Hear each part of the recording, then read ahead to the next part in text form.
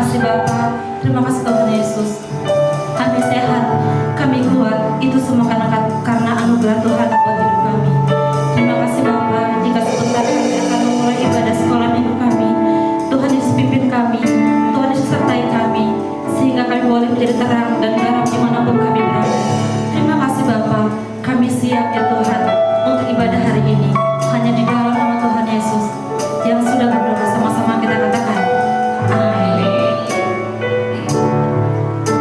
Mari adik tadi kita siapkan hati kita mau sama-sama sembah Tuhan, tutup matamu, siapkan hatimu, kita mau sembah Tuhan Yesus. Terima kasih Tuhan.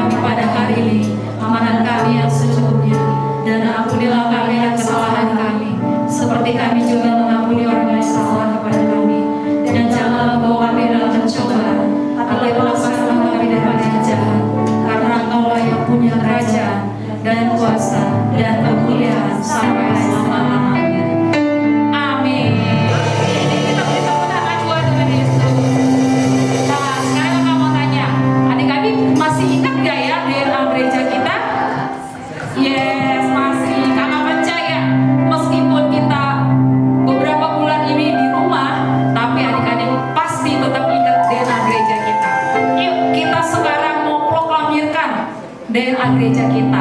Kakak mau tanya, apa ya DNA gereja kita? Restorasi Pondok Daun. Yes. Apa itu restorasi Pondok Daun? Kita adalah prajurit-prajurit Tuhan yang gagah perkasa, yang mempunyai gaya hidup, doa, pujian,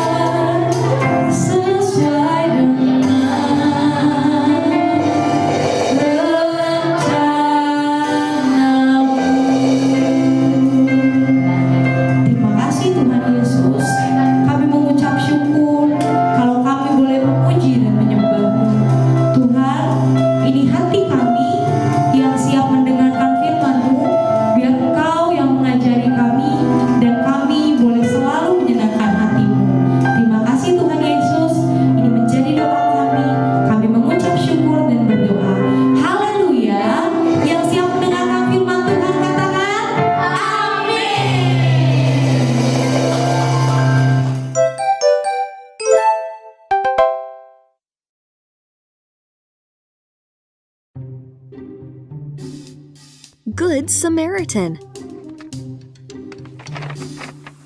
Jesus tells his followers a story about the Good Samaritan. It is a story about loving your neighbor. In the story, a Jew is traveling from Jerusalem to Jericho. Robbers attack him. A priest goes down the same road. When he sees the hurt man, he doesn't stop to help. A man who serves in God's temple sees the man. He doesn't stop to help either. A Samaritan sees the man and stops to bandage his wounds. He puts the hurt man on his donkey and takes the man to an inn to care for him. Samaritans and Jews usually don't like each other, but this Samaritan follows God's command to love his neighbor. Jesus ends his story by telling us to love others, just like the Good Samaritan did.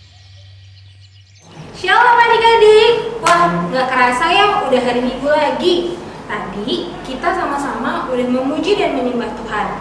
Ayo, siapa yang tadi pas pujian dan penyembahan tidur-tiduran sambil makan? Nah, sekarang adik-adik stop dulu. Bangkit berdiri, duduk yang manis, dan makanannya disingkirin dulu. Kakak cuma minta waktu 10 menit aja. Nah, kita tadi juga sudah melihat videonya tadi bahasa Inggris. Nah, biar adik-adik lebih paham dan lebih mengerti, Kania hari ini mau menjelaskan lagi apa sih maksud dari video tersebut. Nah, pada zaman Yesus hidup, pada waktu itu Yesus sedang berkumpul bersama dengan murid-muridnya. Pada saat itu datanglah ahli Taurat. Siapa yang tahu ahli Taurat itu siapa sih? Ahli Taurat adalah orang yang paham dan mengerti mengenai kitab-kitab, paham seluk-beluk mengenai kitab. Nah, pada saat itu ahli-ahli Taurat datang kepada Yesus mau ngapain kira-kira? Mereka, karena mereka nggak suka sama Tuhan Yesus, mereka mau mencobai Tuhan Yesus. Gimana cara mereka mencobai Tuhan Yesus? Mereka bertanya sama Tuhan Yesus, Yesus, gimana caranya kalau kita ingin hidup yang kekal? Nah, hidup yang kekal di sini artinya adalah hidup di kerajaan sorga. Akhirnya, karena Tuhan Yesus tahu apa maksud hati dari orang-orang tersebut, Tuhan Yesus menjawab kepada orang-orang tersebut apa yang Tuhan Yesus bertanya, apa yang tertulis di hukum Tauratmu?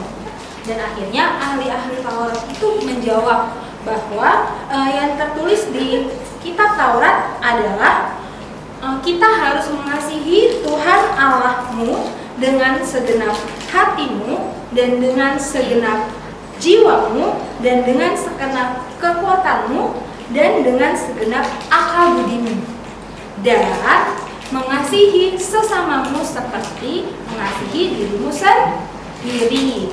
Siapa yang tahu ayat Alkitab ini ada di kitab apa? Ayo, 1, 2, 3. Di kitab apa? Ya, yang rajin baca Alkitab pasti tahu. Ayat ini ada di kitab Lukas. Adik-adik kalau mau baca selengkapnya, adik-adik bisa baca di kitab Lukas bab yang ke-10. Nah, kemudian kita lanjut lagi ke ceritanya.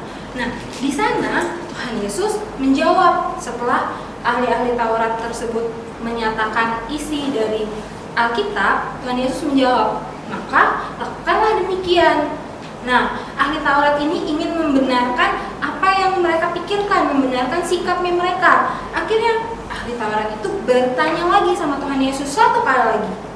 Dia bertanya, kalau begitu kira-kira sesama yang dimaksud di kitab tersebut itu kira-kira siapa? Nah, akhirnya Tuhan Yesus mulai bercerita mengenai sebuah perumpamaan yang sama-sama sudah kita lihat di video tadi. Baik, kakak ceritakan ulang ya cerita dari kisah video tersebut. Jadi di video tadi kita sudah lihat ya, ada seorang Yahudi. Dia ingin pergi turun dari Yerusalem, dia turun ke Yeriko. Nah, pada saat dia perjalanan dari Yerusalem menuju ke Yeriko, perjalanan tersebut adalah perjalanan cukup berbahaya. Kenapa? Karena dari Yerusalem menuju ke Yeriko itu banyak sekali penyamun-penyamun yang bersembunyi di semak-semak. Mereka bersembunyi untuk mencuri dan merampok. Nah, saat orang Yahudi itu berjalan dari Yerusalem menuju ke Yeriko, nah, sial sekali dia bertemu dengan dua orang penyamun. Penyamun-penyamun itu tidak hanya mengambil hartanya, tapi juga pakaiannya diambil, terus dia digebukin. Wah, nah di siang hari yang panas itu, saat orang Yahudi itu dirampok barang-barangnya, kemudian pakaiannya diambil, kemudian badannya sakit-sakit, luka-luka, habis digebukin, habis dianiaya, dia berdoa sama Tuhan, Tuhan, tolong aku, kirimkanlah orang yang baik ya Tuhan, agar bisa menolong aku. Akhirnya pada saat itu dia dengar nih, wah kayaknya ada orang lewat nih. Pada saat orang tersebut lewat, nah dia berharap bahwa Tuhan Yesus, Tuhan telah mendengarkan doanya. Tuhan mendengarkan doanya dan mengirimkan orang untuk menolong dia. Nah ternyata pada saat itu yang lewat adalah imam. Imam ini mau menuju ke Yeriko juga, dia mau menyembah Tuhan kebaik Allah. Nah, coba kita pikir deh, kira-kira kalau imam itu orang yang baik atau enggak? Pasti orang yang baik. Tapi ternyata pada saat dia melewati orang Yahudi itu, dengan sedihnya dia pura-pura nggak lihat. Nah, ditolong nggak? Enggak. Dia pergi melewati begitu saja. Seketika itu orang Yahudi yang sedang sekarat, yang sedang sakit, akhirnya dia bersedih, ya Tuhan, aku pasrah kalau memang gak ada yang menolong aku di sini. Nah, tidak lama kemudian, akhirnya terdengar suara ada orang yang datang, ada orang yang lewat. Nah, ternyata pas dilihat itu adalah orang Lewi. Orang Lewi adalah orang-orang yang membantu imam-imam di Bait Allah. Sayangnya orang Lewi yang kalau di pemikiran kita dia adalah orang yang baik dan akan menolong orang Yahudi ini, salah. Dia sama seperti imam tadi, dia hanya lewat dan meninggalkan orang tersebut. Dia meninggalkan orang tersebut tanpa membantunya sama sekali. Akhirnya bersedihlah orang Yahudi itu. Namun tidak lama kemudian muncullah suara keledai. Suara keledai yang muncul, kira-kira keledai itu sama siapa datangnya? Nah, kalau yang rajin baca Alkitab, yang rajin ikut sekolah minggu pasti hafal cerita ini. Yang datang bersama dengan keledai itu adalah seorang Samaria. Adik-adik tahu nggak sih orang Samaria itu adalah orang yang seperti apa? Orang Samaria adalah orang-orang yang bermusuhan dengan bangsa Yahudi. Mereka nggak cocok. Kalau misalnya bertemu mereka saling berantem nggak cocok. Tapi karena kasih belas kasihan yang ada dalam hati orang Samaria tersebut, karena Tuhan sudah menjamah dia, Tuhan berikan belas kasihan kepada hati orang Samaria tersebut. Walaupun mereka berbeda, walaupun mereka tidak sama, tapi orang Samaria tersebut menolong orang Yahudi ini.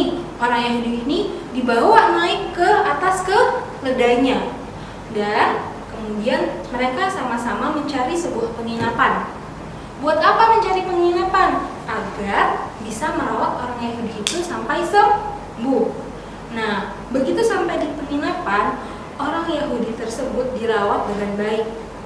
Sampai-sampai orang Samaria ini menitipkan orang Yahudi tersebut kepada pemilik penginapan.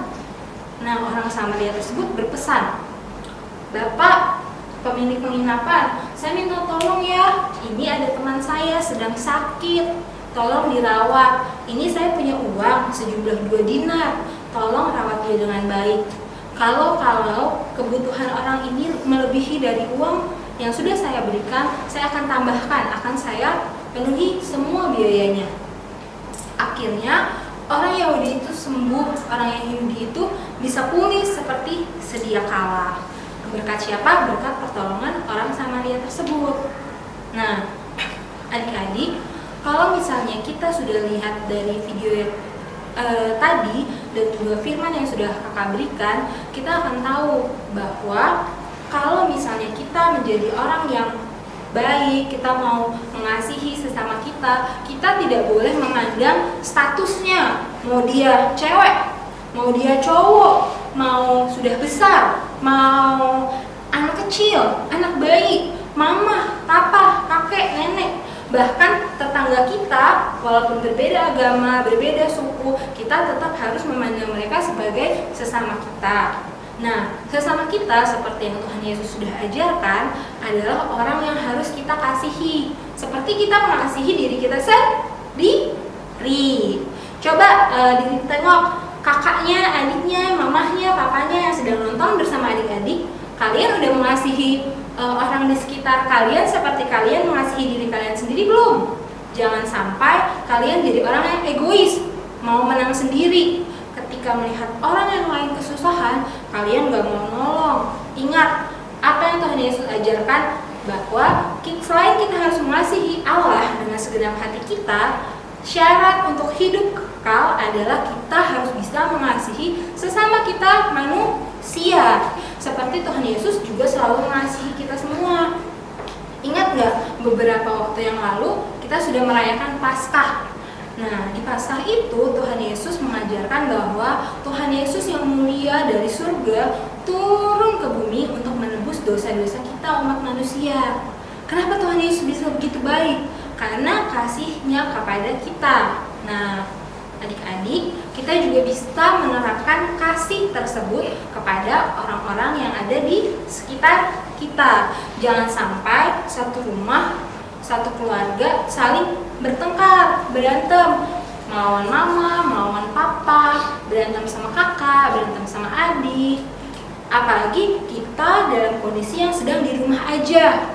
Setiap hari kita bertemu kakak dan adik kita. Kita juga bertemu mama dan papa. Nah, kita harus banyak-banyak membaca firman Tuhan, bersekutu dalam doa, melakukan pujian dan penyembahan, bukan malah bertengkar. Nah, kita juga harus tahu nih, ketika ada orang lain yang membutuhkan, siapapun dia, kita harus menolong, kita harus membantu. Tapi bukan saat ulangan, bukan saat mengerjakan PR. Ingat, yang Tuhan mau adalah kita mengasihi sesama, menolong sesama, tapi tidak berbuat curang. Oke? Nah, adik-adik, nanti kalau adik-adik ingin membaca kisah yang selengkapnya, adik-adik bisa membuka di Lukas 10 ayatnya yang ke-25 sampai dengan ke-37. Oke?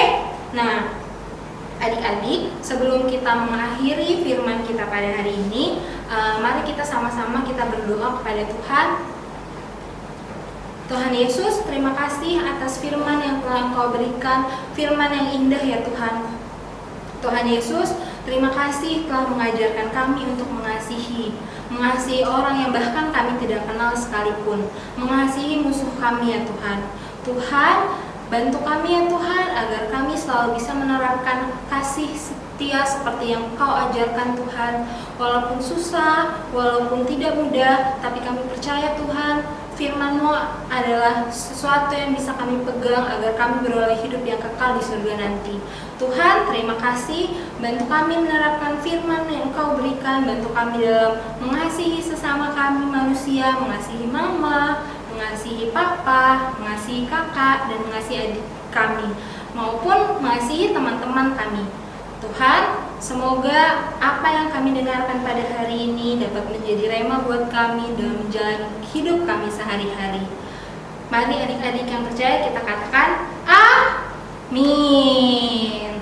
Oke, adik-adik, kita tadi udah dengar firman, kita udah nonton video. Nah, kita sekarang mau ayat hafalan. Ayat hafalan kita untuk bulan ini adalah Filipi 4 ayat 5. Yang bunyinya adalah, hendaklah kebaikan hatimu diketahui semua orang.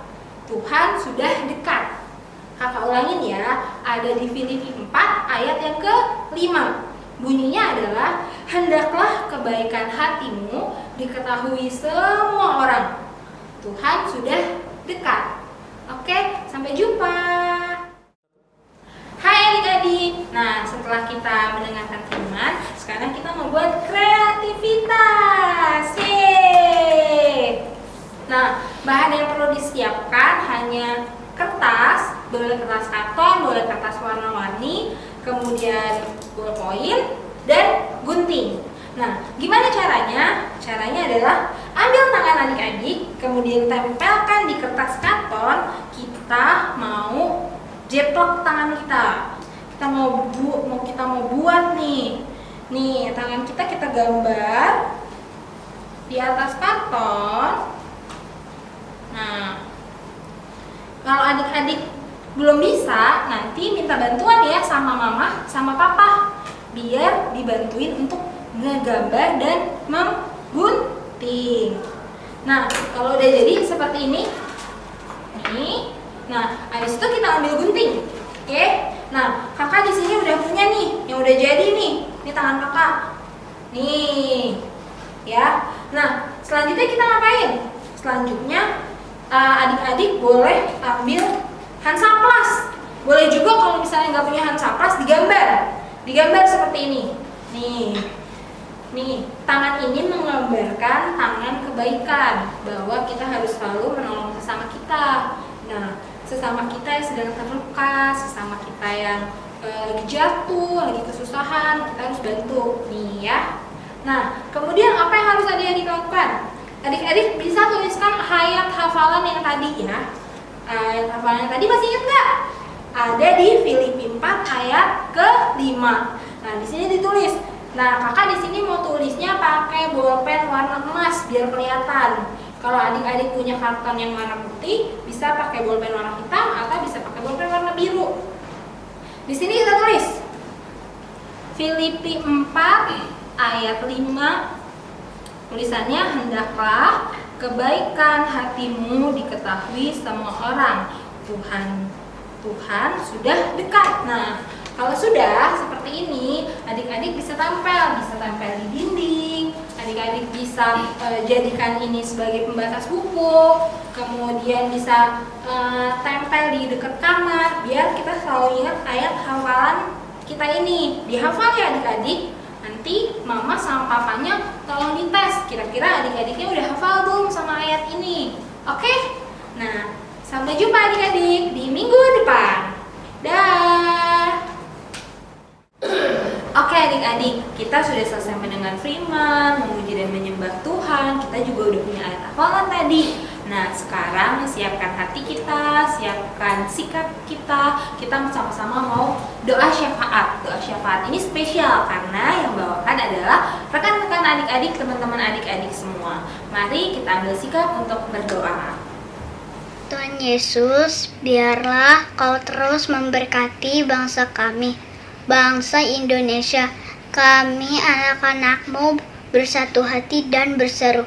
Dalam nama Tuhan Yesus, virus COVID-19 dan resesi ekonomi, diam, tenanglah. Berkati gereja kami, berkati sekolah kami, berkati orang tua kami. Kami sudah ingin bermain kembali bersama teman-teman. Berkati kami juga anak-anak sekolah minggu. Bapa, Kau sungguh baik. Dalam nama Tuhan Yesus, kami sudah berdoa. Haleluya. Amin. Mari adik-adik yang dikasihi oleh Tuhan, kita mengakhiri ibadah kita hari ini. Angkat kedua tanganmu dan terimalah berkat Allah. Berkat kasih karunia dari Allah Bapa yang melimpah-limpah, di dalam kasih anugerahnya Tuhan kita Yesus Kristus, dan di dalam persekutuan yang manis dengan Allah Roh Kudus menyertai kehidupan kita sekalian. Mulai hari ini sampai Maranatha, Tuhan Yesus datang kepada kita yang kedua kali, menjemput kita di awan permai, bahkan sampai selama-lamanya. Yang percaya dan sudah diberkati Tuhan sama-sama katakan amin. Tuhan Yesus memberkati.